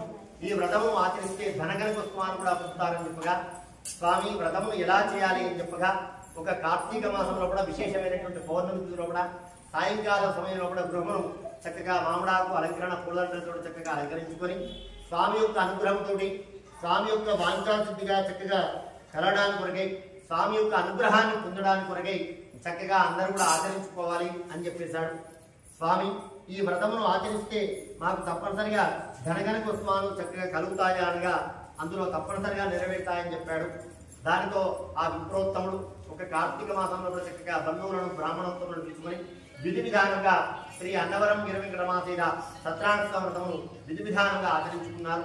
చక్కగా ఆచరించుకున్నటువంటి ఫలితంగా ఆచరిస్తూ ఉండగా ఒక కాష్టాగ్రేత అనేటువంటి వాడు, ఒక మహానుభావుడు అనగా ఒక కట్టెల మోపు నెత్తిలో పెట్టుకుని నిత్యం కూడా కట్టెలు అమ్ముకొని అమ్మినటువంటి ఒక కట్టెల ద్వారా వచ్చేటువంటి ధనంతో అతడు జీవిస్తూ ఉన్నాడు. ఆ సందర్భంలో కూడా ఆ కట్టెల మోపు ఎత్తుకొని అలా బజారు కూడా వెళ్తూ ఉండగా ఈ యొక్క మంత్రములు విన్నటువంటి వాడే స్వామి యొక్క అనుగ్రహంతో కట్టెల మోపు ఇంటి ముందర ఉంచి లోపలికి వచ్చేసి, ఓ విప్రోత్తమ, మీరు ఆచరిస్తున్నటువంటి వ్రతం ఏమిటి? ఇది ఆచరిస్తే ఏమి ఫలితం వస్తుంది అని చెప్పగా, నాయన ఇది అన్నవరం గిరివిక్రమాసీత సత్యనారాయణ స్వామి వ్రతము. ఇది ఆచరిస్తే దుఃఖ శోకాదిశమనం, ధనధాన్య వివర్ధనం, సౌభాగ్య సంతతికరం, సర్వత్ర విజయప్రదం. ఈ వ్రతము ఆచరిస్తే సకల దుఃఖాలను కూడా తొలగిపోతాయి, సర్వత్ర విజయాన్ని కూడా పొందుతారు, అనుకున్నది సాధిస్తారు, స్వామి యొక్క అనుగ్రహం లభిస్తుంది అని చెప్పగా ఆ కాష్టాగ్రేత చాలా ఆనందించి, అయితే నేను కూడా వ్రతాన్ని ఆచరిస్తాను అని చక్కగా మనసులో కూడా సంకల్పం చేసుకొని ఆ రోజు అక్కడే ఉండి 5 గంటలైనంత వరకు కూడా ఉండి తీర్థ ప్రసాదాన్ని తీసుకొని ఇంటికి వెళ్ళాడు. ఆ రోజు రాత్రి నిద్ర రాకపోగా ఇంట్లో కాలం గడిపి ఉదయాన్నే లేచి మొదలైనటువంటి కాలకృత్యం నుంచుకొని, ఓ దేవదేవ, అన్నవరం గిరివిక్రమాసీత సత్యనారాయణ స్వామి, నేడు నీ అనుగ్రహంతో ఎంతైతే ధనమైతే వస్తుందో అంత ధనమును వెచ్చించి నేను సత్యనారాయణ స్వామి వ్రతాన్ని ఆచరిస్తాను అని మనసులో కూడా సంకల్పం చేసుకొని ఆ రోజు బాగా ధనవంతున్నటువంటి వీధికి వెళ్ళి అమ్మగా అతనికి రోజుడి కంటే కూడా ఎక్కువ డబ్బులు లభించినాయి. దానితో అతను చక్కగా బంధువులను బ్రాహ్మణోత్తరులను పిలుచుకొని చక్కగా సత్యనారాయణ స్వామి వ్రతాన్ని ఆచరిస్తూ బ్రతికినంత కాలం కూడా ఇహమందు సుఖమును పరమందు మోక్షం కూడా పొందాను అని చెప్పేసి ద్వితీయోధ్యాయంలో ఉపదేశించారు. ఇది శ్రీస్కాంద్రేవాకాండే అన్నవరం గిరిమికమాసేత సత్యనారాయణ స్మృతి కథాయ ద్వితీయోధ్యాయ సమాప్తః. జయ బోలో శ్రీ సత్యనారాయణ స్వామి భగవానికి జై. స్వామి వారి యొక్క మూడో కథను మరళీయంగా చెప్తున్నాడు. అందరూ కూడా అక్షంతలు తీసుకోండి. तथा कथमध्य भगवान नाम संकीर्तनम कुर्यात्. जय बोलो सत्यनारायण स्वामी भगवान की जय. तृतीयोध्याय प्रारंभः. పూర్వకాలంలో కూడా కులుకాంకుడు అనబడేటువంటి ఒక రాజుగారు అతడు జితేంద్రుడు సత్యవాది గచ్చన్ దేవాలయం ప్రతి అతడు ప్రతిరోజు కూడా దేవాలయంలోకి వెళ్ళి బ్రాహ్మణులకు చాలా విశేషమైనటువంటి ధనమిచ్చి సంతోషపరుచుకునేటువంటి వాడు. అతడు ఒకనాడు అడవికి స్వామి యొక్క అనుగ్రహంతో చక్కగా వెళ్ళి అడవిలో కూడా కొంతకాలం తిరిగిన తర్వాత అతనికి ఒక ఆలోచన వచ్చేసింది. ఇన్ని ఉన్నాయి, మనకు సంతానం లేదు, కాబట్టి సంతానం కొరకు ఏం చేయాలి అని చెప్పేసి మనసులో కూడా స్వామి వేడుకున్నాడు. వేడుకున్న వెంటనే ఒక ఆలోచన వచ్చేసింది. ఈ మధ్య కాలంలో కూడా సత్యనారాయణ స్వామి వ్రతం అనబడేటువంటి చాలా ప్రాచుర్యం పొందింది. కాబట్టి ఆ వ్రతాన్ని చక్కగా చేసుకోవాలి అని అనుకున్నాడు. కానీ మరి ఆ వ్రతం ఎక్కడ చేసుకోవాలి అని చాలా ఆలోచన చేశాడు. అంటే ఒక్కొక్క దానికి ఒక్కొక్క ఫలితం ఉంటుంది. ఏమిటి అంటే రోజు మనం స్నానం ఆచరిస్తాం. రోజు స్నానము ఆచరించడంలో చాలా విశేషమే. కానీ నదీ స్నానం చాలా మంచిది. సముద్ర స్నానం ఇంకా గొప్పది. అందులో అన్నీ కూడా త్రివేణి సంగమంలో చేసిన స్నానం ఇంకా చాలా గొప్పది. ఒక్కొక్కటి ఒక్కొక్క విధంగా ఉంటుంది. కాబట్టి ఒక్కొక్కటి ఒక్కొక్క విధంగా చేస్తే దాని ఫలితం వస్తుంది. ఒక్కొక్కటి ఒక్కొక్క శక్తిని అనుసరించి వస్తుంది. ఒక్కొక్కటి ఒక్కొక్కటి స్థలమును బట్టి దాని యొక్క ప్రాచుర్యం పొందుతూ ఉంటుంది. దాని యొక్క పవర్ అనేటువంటిది వస్తుంది. కాబట్టి ఆ మహారాజు గారు ఎక్కడ వ్రతాన్ని ఆచరించాలి అని అనుకున్నాడు. అనుకుని ఏమనుకున్నాడు అంటే అన్నవరములే ఆచరిద్దామా అని అనుకున్నాడు. కానీ ఆయన ఏమనుకున్నాడు, అన్నవరములో ఆచరించినా అన్నవరములో ఆచరించడానికి అన్నవర క్షేత్ర పాలకుడైనటువంటి వాడు ఎవరు అంటే రామచంద్రుడు. కాబట్టి ఆయన అనుజ్ఞలేంది ఇవ్వలేడు కదా. ఒక మంత్రి గారు మనకు ఎంత పరిచయం ఉన్నా మంత్రి గారి దగ్గరికి వెళ్ళాలి అంటే ముందుగా మనం ఏం చేస్తాం, ముందుగా ఉండబడేటువంటి అక్కడ ఉండే బాడీ గానో సెక్యూరిటీ గానో ఉంటాం. అలానే విఘ్ననాయకుడైనటువంటి ఒక గణపతిని ప్రార్థన చేస్తేనే ఆయన ఫలితం మనకు వస్తుంది. కాబట్టి ఆ క్షేత్రానికే పాలకుడైనటువంటి వాడు, ఆ క్షేత్రానికి మొత్తం రాజుగా ఉండబడేటువంటి వాడు ఎవరు, సాక్షాత్గా రామచంద్రుడు. కాబట్టి రాజే మనకు తెలిసిందనుకో, ఆ పైన చక్రవర్తి రాష్ట్రపతి మనకు తెలిసినాక ముఖ్యమంత్రి రాష్ట్రపతి నుంచి ఒక ఫోన్ వస్తే ముఖ్యమంత్రి ఇస్తాడు. కాబట్టి ఆ రామచంద్రుడే ఆయనకు క్షేత్రపాలకుడు అయినాడు. కాబట్టి ఆ రామచంద్రుడు సన్నిధిగానే చేద్దామనుకుని సాక్షాత్గా భద్రాచల ప్రదేశాన్ని ఎంచుకున్నాడు ఆ మహారాజు గారు. ఆ భద్రాచలంలో కూడా ఎక్కడ ఎంచుకున్నాడు అంటే పరమ పావనమైనటువంటి గౌతమి నదీ తీరాన్ని ఎంచుకున్నాడు. నదీ తీరాన్ని ఎంచుకున్నాడు. ఆ గౌతమి నదీ తీరాన చక్కగా సత్యనారాయణ స్వామి వ్రతాన్ని చేద్దామని ఏర్పాటు చేసుకుని గౌతమి నదీ తీరాన సత్యనారాయణ స్వామి వ్రతాన్ని ఆచరిస్తున్నారు. అలా ఆచరిస్తూ ఉండగా ఒక ఇద్దరు వైశ్య దంపతులు ఈ యొక్క సత్యనారాయణ స్వామి వ్రతంలో వైశ్యుల యొక్క సంబంధించినటువంటి చాలా ప్రాధాన్యత ఇచ్చారు. ఇందులో 4 వర్ణాల వారు అందరూ ఉన్నారు. కానీ దీంట్లో వైశ్యుని ఎవరిలో కూడా చాలా వచ్చింది. ఎందుకు అంటే వైశ్యుడు లేని గ్రామం పనికిరాదు. శాస్త్రము వైద్యుడు లేని గ్రామం పనికిరాదు, బ్రాహ్మణుడు లేని గ్రామం పనికిరాదు. కానీ వైశ్యో నారాయణ హరి అని శాస్త్రం. ఎందుకంటే వైశ్యుడు ఒక్కరు ఉన్నట్లయితే అతని దగ్గర అన్నీ ఉంటాయి. మన ఇంట్లో ఇప్పుడు ఏమి లేదు, కానీ వైష్ణుని యొక్క షాప్కి వెళ్ళామనుకోండి అన్నీ ఉంటాయి. అవన్నీ కూడా మనం చక్కగా తీసుకోవచ్చు, వండుకోవచ్చు, తినవచ్చు. డబ్బులు ఇస్తేనే, డబ్బులు ఏముంటాయి ఇలా ఏదైనా ధనం మూలం విధంగా. కానీ అన్నీ ఉన్నా ఒక్కోసారి ఏవి కూడా ఉండవు, అవన్నీ కూడా అక్కడ ఉంటాయి. అందుకే వైశ్యం నారాయణ గారి శాస్త్రం. కాబట్టి ఇక్కడ ఈ కథలో ఏంటంటే వైశ్య కులమునే ఎక్కువగా ఇందులో కూడా మిళితం చేశాడు. ఇద్దరు వైశ్య దంపతులు చక్కగా వర్తక నిమిత్తమై, వ్యాపార నిమిత్తమై, ఆ కాలంలో కూడా బస్సులు లేవు, ఇలాంటి యొక్క వాహనాలు లేవు. కాబట్టి వర్తక నిమిత్తమై ఎడ్ల బండిలో కూడా అన్ని కూడా నింపుకొని అలా వెళ్తూ ఉన్నారు. ఎలాగో వెళ్తున్నాము. ఎక్కడికి వెళ్తున్నారు? రత్నసారపురం అనేటువంటి పట్టణానికి వెళ్తున్నారు.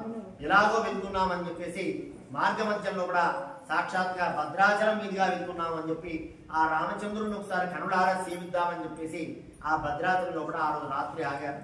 ఉదయాన్నే చక్కగా పరమ పావనమైనటువంటి యొక్క గౌతమి నదీ తీరంలో కూడా స్నానం ఆచరించారు. ఆ యొక్క గోదావరిలో ఆచరించుకొని ఆ రామచంద్రుడిని చక్కగా కనులారా సేవించి జాయే జాజానువాహం ధృత శరదర్శం పద్మ పద్మాసనస్థం పీతం వాసోవసానం నవకమలదర స్పద్రేత్రం ప్రసన్నం వామాంకరుడా సీతాముఖకమలో నీరదాభం నానాలంకార దీప్తం ధరదముడా మండలం రామచంద్రం. ఆ రామచంద్రుడిని చక్కగా వామాంక స్థిత జానకి, ఆ సాక్షాత్గా ఎక్కడైనా సరే లక్ష్మి శ్రీమన్నారాయణకి ఎలా ఉంటుందంటే మన కుడివైపున ఉంటుంది, కానీ భద్రాచలంలో ఏంటి అంటే వామాంక స్థిత జానకి, రామునికి ఎడమ వైపున సీతామ్మవారు కొలువై ఉంటారట. అలా ఎందుకు అంటే కుడివైపున ఉంటే ఏం ఫలితము, ఎడమ వైపున ఉంటే ఏమి ఫలితం అంటే కుడివైపున ఉంటే ఏం చేయాలి, అన్నీ ఆమెను అడగాలి, ఆమె ఇస్తే తప్ప ఈయనకది. అందుకే శ్రీమన్నారాయణుడు ఏది కావాలన్నా లక్ష్మీ వరప్రదాయ నమః అని అంటున్నాడు. ఏది అడిగినా కానీ అన్ని ఆమెను అడగవయ్యా, ఆమె సాంక్షన్ చేస్తే నేను ఇస్తాను అంటాడు. కానీ ఇక్కడ రామచంద్రుని దగ్గరకు వచ్చేసరికి ఏంటంటే వామాంక స్థిత జానకి, రాముని ఆజ్ఞ అంటే భార్య అనబడేటువంటిది భర్త మాట వినాలి. వింటున్నారా? ఆడవారికి ఎవరంటే దేవుడు ఎవరు? ఆడవారు ఎవరికి దేవుడు ఎవరు? భర్తే దేవుడు. మరి మిగతావారు కాదా? భర్తే దేవుడు. భర్తను ఒక్కరిని పూజిస్తే చాలు, అన్ని దేవతలను పూజించినట్టే. భర్తకు టైంకు టిఫిన్ పెట్టకుండా, భర్తకు టైంకు భోజనం పెట్టకుండా నువ్వు దేవుడి పూజలో కూర్చున్నావు అనుకోండి, అది ఆ ఫలితం ఉండదు. భర్తకు ఎప్పుడు ఏ టైం కావాలో అవన్నీ కూడా నువ్వు పెట్టాలి. అది చేస్తే చాలు, అది చేస్తే చాలు. విన్నారా? ఆయనకి ఏది అడిగితే అది, ఎప్పుడు ఏది కావాలో అది నువ్వు పెట్టాలి. ఆయన సంతోషంగా ఉన్నాడు అనుకోండి, నువ్వు అన్ని దేవతల పూజ చేసినట్టే, అన్ని దేవతల యొక్క పూజ పొందినట్టేనట. వింటున్నారా? ఒక సందర్భంలో ఇక్కడ ఒక దిక్కు వెళ్ళారు, చక్కగా హాస్పిటల్ నుంచి అడ్మిట్ అయ్యి వచ్చారు. హాస్పిటల్ నుంచి భర్త డిశ్చార్జ్ అయ్యి వచ్చాడు. భార్య పూజ చేస్తుంది, నేను పూజలో ఉన్నా వారిని వచ్చి ఇంట్లో కూర్చోమనండి అంటుంది. నేను ఎంబడే వ్రతం ఆపేశాను. అక్కడ ఉండబడేటువంటిది చెప్పాను, అమ్మా నీవు వెళ్ళి మీ ఆయనను చూసుకున్నాకనే వ్రతం దగ్గరికి రా, తొందర వెళ్ళలేదు అని చెప్పారు. ఎందుకంటే కథలో చెప్పేది కూడా అదే. కాబట్టి లక్ష్మీనారాయణ మీ ఆయనను మీరు చక్కగా చూడాలి అని చెప్పేసి. అందులో ఏంటి అంటే సాక్షాత్తుగా మగవారు చేసే పూజలో 3 వాళ్ళు మనకి కాదు, 3 వాళ్ళు ఎవరికి ఉంటుంది, అది భార్యకు ట్రాన్స్ఫర్ అవుతుంది. 3 వాళ్ళు 75% మనకి ట్రాన్స్ఫర్ అవుతుంది. ఒక 25% మన అకౌంట్ లో పడుతుంది. ఉంటున్నారా? మగవాళ్ళు. కానీ ఆడవాళ్ళు చేసేది ఏదైతే ఉందో 100% మీ అకౌంట్ లో పడుతుంది. అది మాకు 1% కూడా ట్రాన్స్ఫర్ కాదు. అది భగవంతుడి యొక్క లీల. ఎందుకు అంటే అంత ఓపికతో ఇచ్చాడు. ఎందుకు ఇచ్చాడు స్త్రీకి అంత శక్తి అంటే పురుషుడి యొక్క వయసు పెద్దగా ఉంటుంది, స్త్రీ యొక్క వయసు చిన్నగా ఉంటుంది. ఎందుకు అంటే ఆ ఓపిక, ఆ సహనం, ఆ శక్తి ఏదైతే ఉందో స్త్రీకి చక్కగా ఉంటుందట. అది సహజ లక్షణం కూడా. అందుకే పెద్దలు ఆ విధంగా ఇచ్చారట. అలా చెప్పాడు స్వామి అనుగ్రహంతో. అందుకే వామాంక స్థిత జానకి నిత్యం కూడా రాముని ఏం చేస్తుంది, రాముడి యొక్క పాదాలను సేవిస్తుంది సీతా అమ్మవారు చక్కగా. కాబట్టి ఆమె ఎప్పుడు కూడా ఆర్డర్ చేయలేదు. ఆమె ఆర్డర్ ఏంటండి, రాముడి ఆర్డరే ఆమె ఆర్డర్. చక్కగా ఆయన ఏది చెప్పాడో అది చక్కగా ఆమె చక్కగా పాలించింది. ఆ విధంగా వెళ్ళింది. నేను అడవికి పోతున్నాను అంటే సంతోషంగా వచ్చేసింది, ఎక్కడికి వెళ్తున్నాను అంటే అక్కడికి సంతోషంగా వచ్చేసింది. అంతేగాని నేను ఎక్కడికి రాను ఇక్కడే ఉంటాను ఆమె అన్నదా? ఎప్పుడు కూడా అనలేదు. అడవికి వెళ్తే అడవికి చక్కగా వెళ్ళిందంట. అది స్వామి యొక్క అనుగ్రహం. కాబట్టి వామాంక స్థిత జానకి. అందుకే ఎడం వైపున ఉండబడేటువంటి వారు ఏ విధంగా, అందుకే ఎడం వైపు కూర్చోవాలి అని చెప్తారు. ఎందుకు ఎడం వైపు కూర్చోవాలి? మీ భర్త చెప్పినట్టు మీరు ఇంటారు అని. కుడి వైపున కూర్చోబెట్టామనుకోండి ఏమైతుంది, ఆమె చెప్పినట్టు మనం వినాలి. ఎందుకో లక్ష్మీనారాయణలు అవుతారు. లక్ష్మి ఏం చేస్తుంది, నారాయణుడు ఎప్పుడు లక్ష్మి చెప్పినట్టు వినాలట. అది చేస్తున్నాం. ఇట్లా కూర్చున్నా దోషం లేదు, అట్లా కూర్చున్నది లేదు. కుడి వైపున కూర్చుంటే లక్ష్మీనారాయణుడు, ఎడమ వైపున కూర్చుంటే ఉమామేశ్వరుడు. ఎందుకు ఉమామేశ్వరుడు అంటే అర్ధనారీశ్వరం. ఒలిబిడిలో పట్టాభిరాముడు, ఒలిబిడిలో ఏంటంటే పట్టాభిరాముడు ఉన్నాడు. పట్టాభిరాముడు ఏంటి అంటే ఆయన కూడా పట్టాభిరాముడు ఏంటంటే సాక్షాత్గా అమ్మవారు రాముడికి ఎలా అంటే పక్కనే ఉంటుంది, కుడివైపునే ఉంటుంది. స్వయం వ్యక్తంగా వెలిసింది. వెలిసిన దేవుడు ఉన్నాడు వల్మిలో. వెలిసిన దేవుడు ఉన్నాడు, ఉంది. కోనేరు కూడా ఉంది సహజ సిద్ధంగా. సీతామ్మవారు కుడి వైపునే వెలిసింది, సాక్షాత్ విగ్రహ రూపంలో ఉంది. ఆ ప్రమాణం చూసి అటువైపు పెట్టడం జరిగింది. అట్లా దానికి అదే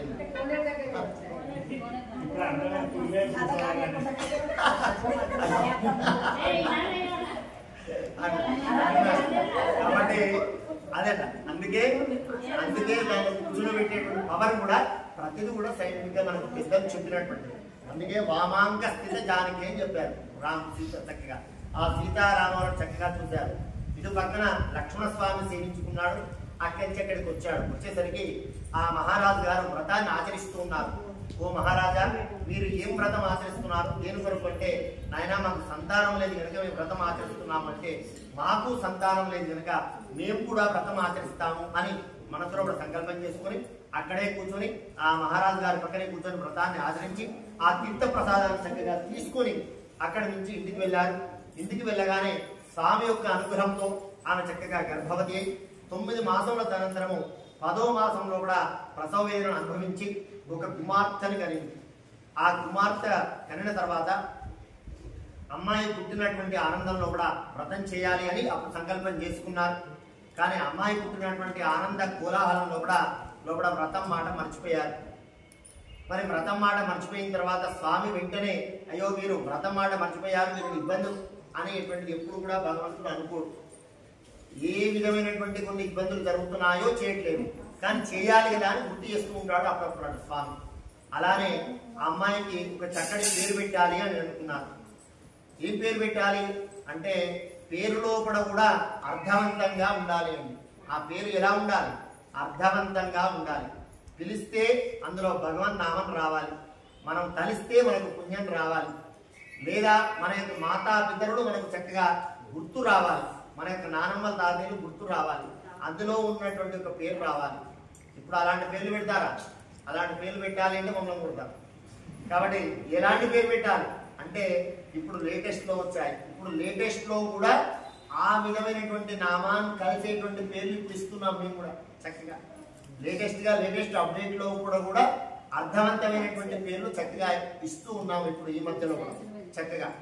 కాబట్టి అది మహిమే కావచ్చు, ఆ విధంగా కావచ్చు, హితమే కావచ్చు, ఆ విధంగా హితాన్ని కల్పిస్తూ పేర్లు వస్తున్నాయట.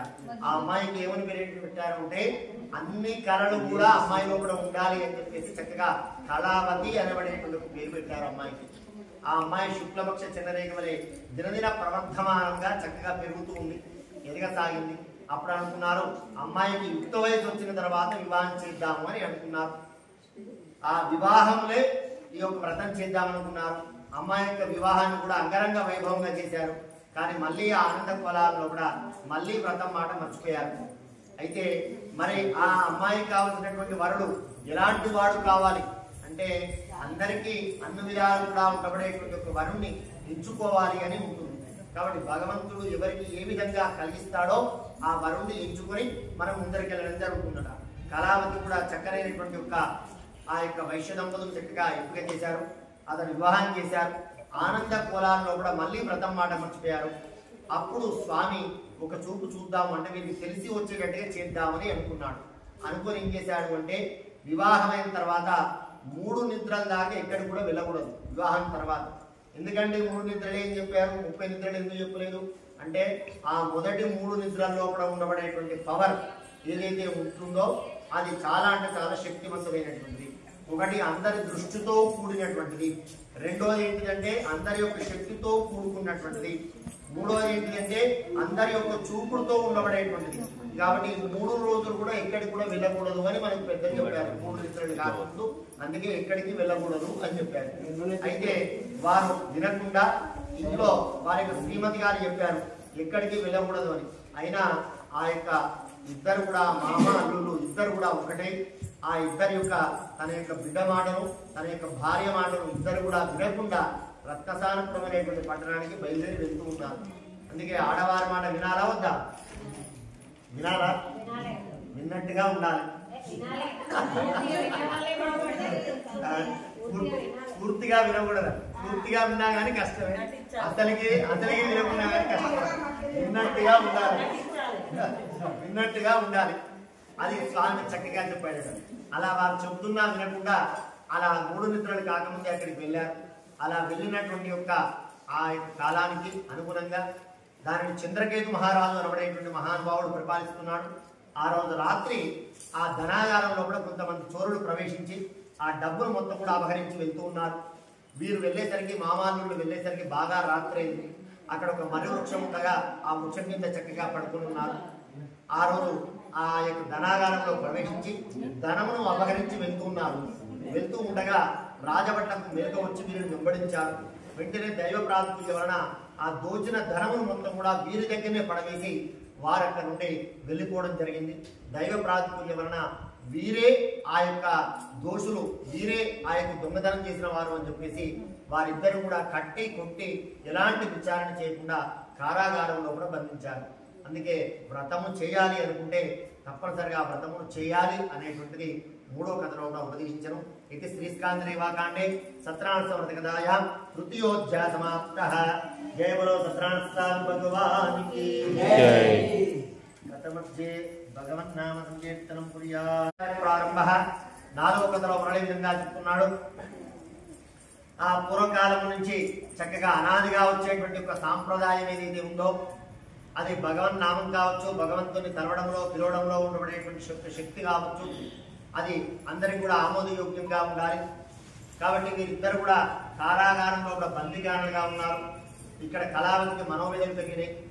ఇంకా రావట్లేదు నా భర్త గారు మా నాన్నగారు అని చెప్పేసి ఎదురు చూస్తూ చాలా అంటే చాలా చింతాక్రాంతులై దిక్కుతోచక ఇంటిలో కూడా పొద్దుకోక ఎన్నో విధముగా పరిపరి విధంగా మానసిక క్షోభకు గురై ఒక బ్రాహ్మణ గృహంలో సత్రాణ స్నానం జరుగుతుండగా కళావతి అక్కడికి వెళ్ళింది.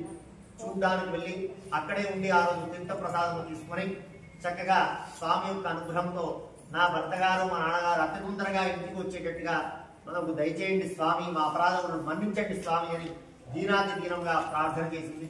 దానితో దైవ ప్రాతిపూల్య వలన ఇట్టి బాధలు కలిగని చెప్పేసి భగవంతుడు సాక్షాత్గా ఆ యొక్క చంద్రకేతు మహారాజు స్వప్నంలో కూడా సాక్షాత్కరించిన ఆయన కారాగారంలో ఉండబడేటువంటి వారు ఎవరంటున్నాము, వారు సాక్షాత్గా వైశ్యులు, వారు చోరులు కారు. దైవ ప్రాతిపూల్య వలన మీకు ఇట్టి బాధలు లేదని కాబట్టి వెంటనే వారిని వదిలిపెట్టండి అని చెప్పారు స్వామి. వారిని అక్కడ ఆ కారాగారంలో బంధించడం వలన మాకు మీ దర్శనం భగవద్ దర్శనం కలిగింది. కాబట్టి వారు చాలా గొప్పవారు చెప్పేసి చింతాక్రాంతులై వారి పాదముల పైన పడి వారిని చక్కగా ప్రీలాపన చేసుకుని వేడుకొని వారికి ఉదయాన్నే చక్కగా మంగళ స్నానములు ఆచరించి క్షురకర్మాలు నిర్వర్తించి విలువైనటువంటి వస్త్రములు కట్టించి చాలా అతను స్వాధీనం చేసుకున్న దానికంటే ఎక్కువ డబ్బు ఇచ్చి ఇంటికి పంపించినాడు. అలా ఇంటికి వస్తూ ఉండగా ఆ యొక్క పడవలో కూడా రాజుగారు ఇచ్చినటువంటి ఒక ధనంతో ఆనందంగా వస్తూ ఉండగా మళ్ళీ స్వామికి ఒకసారి ఆలోచన వచ్చిందట.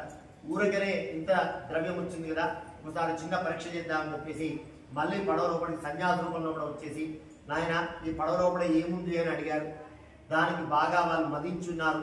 వేలాకులంగా పరిహాసమాడుతూ ఇందులో ఏముందో ఏమున్నదయా, ఇందులో ఆకులు అలము తప్ప మరి ఏమీ కూడా లేదు అని చెప్పారు. అవి అట్టే అవగాహన చూపించాడు. అప్పటిదాకా బరువుగా ఉండబడేటువంటి ఆ పడవ కొద్ది దూరం వేసరికి బాగా తేలికగా అయిపోయింది. అప్పుడు వాటిని విప్పి చూడగా అందులో ఆకు తప్ప మరేమీ కూడా లేదు. అప్పుడు లభోదిభోమని మొత్తుకుంటూ స్వామి, బ్రహ్మాది దేవతలే మీకు మహిమజాలం, మేము ఇంతటి వారం స్వామి, కాబట్టి మా అపరాధములు అన్నిటిని కూడా మన్నించి మమ్మల్ని క్షమించి మమ్మల్ని రక్షించండి స్వామి అని చెప్పేసి దీనాది దీనంగా వేడుకుంటే వారు చాలా అంటే చాలా ఆనందించబడి ఆ స్వామి ద్రవ్యాన్ని ఇచ్చివేశారు. అప్పుడు ఆ పడవ నుంచి వారిని సెండ్ ఆఫ్ చేయడానికి అక్కడ ఉండబడేటువంటి యొక్క రక్తసానుపురంలో ఉండబడేటువంటి యొక్క ప్రజలందరూ కూడా రావడం జరిగింది. ఇప్పుడు అంటే అందరికీ వాహనాలు ఆ విధంగా జరిగిపోయినాయి. కానీ పూర్వకాలంలో మనం బస్సు ఎక్కాలి అంటే మన అమ్మమ్మలు కానీ తాతయ్యలు కానీ బస్సు ఎక్కే మెట్టు దాకా వచ్చి అన్ని విధాలు జాగ్రత్తగా చెప్పి చెయ్యి ఆ మూలమలకు పోయేదాకా చెయ్యి ఊస్తూనే ఉండేటువంటి వారు. అది ఆత్మీయత అనబడేటువంటిది ఆ కాలంలో కూడా అప్పుడు చక్కగా ఉండబడేటువంటిది, అది ఆనందంగా ఉండబడేటువంటిది. ఎవరు వచ్చినా, ఎంత దగ్గర బంధువులు వచ్చినా, ఎంతమంది మిత్రులు వచ్చినా బస్టాండ్ దాకా ఆ లగేజ్ మొత్తం వాళ్ళే పట్టుకొని అక్కడ దాకా నడిపి వచ్చి బస్సు ఎక్కించి వారికి చక్కగా ఆప్యాయతగా చెప్పేటువంటి వారు. ఆ రోజులు మళ్ళీ మనం చూడలేకపోతున్నాం. ఇప్పుడు మనం ఇంటి ముందరనే ఎక్కి ఎక్కడో వెళ్తున్నాం. కాబట్టి ఏమిటి అంటే అప్పటికి ఇప్పటికి చాలా తారతమ్యాలు వచ్చాయి. కానీ ఇంకా మన దగ్గర అలాంటి ఒక తారతమ్యాలు రాలేదు. ఇంకా ఆప్యాయతలు అలానే ఉన్నాయి, అలానే ఉండాలి, ఉంటాయి నో డౌట్. అది స్వామి యొక్క అనుగ్రహం. ఆ విధంగానే ఉండాలి అని చెప్పేసి ఆ రక్తసానపురంలో ఉన్న ఆ పట్టణం వాసులంతా వచ్చి మీరు మా గ్రామానికి వచ్చారు, మీ ద్వారా మహారాజు భగవద్ దర్శనం కలిగిందని చెప్పి వారందరూ కూడా వచ్చి చక్కగా వారికి సెండాఫ్ ఇచ్చేసి వారిని పంపించారు. ఇక్కడ కళావతి తన భర్త పునరాగమనాన్ని కాంక్షించి చక్కగా సత్యనారాయణ స్వామి వ్రతం విధానం ఆచరిస్తూ ఉండగా ఆమె మిత్రులందరూ కూడా వచ్చి, అమ్మ కళావతి ఎంతసేపు చేస్తావు పూజ, ఆల్రెడీ మీ నాన్నగారు మీ యొక్క భర్త గారు ఆల్రెడీ వచ్చేసిన పడవ ఇప్పుడే రేవు చేరింది అని చెప్పగా పూజను త్వరగా నుంచి తీర్థ ప్రసాదం కూడా తీసుకునక తన భర్తను చూడడానికి వెళ్ళింది. వెళ్ళగానే మళ్ళీ భగవంతుడు ఏం చేశాడు, ఆ జ్ఞానం పొందాలి అని చెప్పేసి ఆ పడవను అలా ఉంచినట్టుగా చేశాడు. ఆ పడవ అవపడుతుంది, అక్కడే ఉంది కానీ ఆమెకు అవపడుతులేదు. అప్పుడు లభోదివని మళ్ళీ ముట్టుకుంటుంది. అప్పుడు ఆకాశవాణి పలికింది, అమ్మ కళావతి సత్యనారాయణ స్వామి వ్రతం కానీ పూజ కానీ ఎంతైతే ప్రాధాన్యత ఉందో దానికి సంబంధించిన ప్రసాదానికి కూడా అంతే ప్రాధాన్యత ఉంటుంది. నీవు ఇంటికి వెళ్ళి మళ్ళీ తీర్థ ప్రసాదం తీసుకుని వచ్చినట్లయితే నీకు తప్పనిసరిగా కోరిక నెరవేరుతుంది అని చెప్పారు. చెప్పినటువంటి ఒక వెంటనే ఆ కళావతి మరలా ఇంటికి వెళ్ళి పునఃపూజ గావించి తీర్థ ప్రసాదాన్ని తీసుకుని వచ్చేసరికి పడవ తీరింది. చాలా ఆనందించి బ్రతుకున్నంత కాలం కూడా ప్రతి సంవత్సరానికి నారాయణుడు తప్పనిసరిగా వ్రతాన్ని ఆచరిస్తూ ఇహమందు సుఖము పరమందు మోక్షం కూడా పొందాను అని చెప్పేసి చతుర్థోధ్యాయంలో ఉపదేశించడం. ఇది శ్రీశ్రీకాంతేవాకాండే అన్నవరం దేవతి రమాసన సత్రాంతం జగదాయ చతుర్థోధ్యాయ సమాప్త. జయ బోలో సత్యనారాయణ స్వామి భగవానికి. మళ్ళీ ఒకసారి భగవన్ నామాన్ని జయ బోలో సత్యనారాయణ స్వామి భగవానికి. అలా పంచమోధ్యాయ ప్రారంభ. చిట్ట చివరి కదా 5వ కథలో ఈ విధంగా చెప్తున్నాడు. పూర్వకాలంలో కూడా తుంగధ్వజుడు అనబడేటువంటి ఒక రాజుగారు, అతడు జితేంద్రుడు, సత్యవాది, గచ్చన్ దేవాలయం ప్రతి. అతడు ప్రతిరోజు కూడా దేవాలయంలో వెళ్ళి బ్రాహ్మణులకు చాలా విశేషమైనటువంటి ధనం ఇచ్చి సంతోషపరుస్తుండేటువంటి వాడు. అతడు ఒకనాడు అడవికి వేటకి వెళ్ళాడు.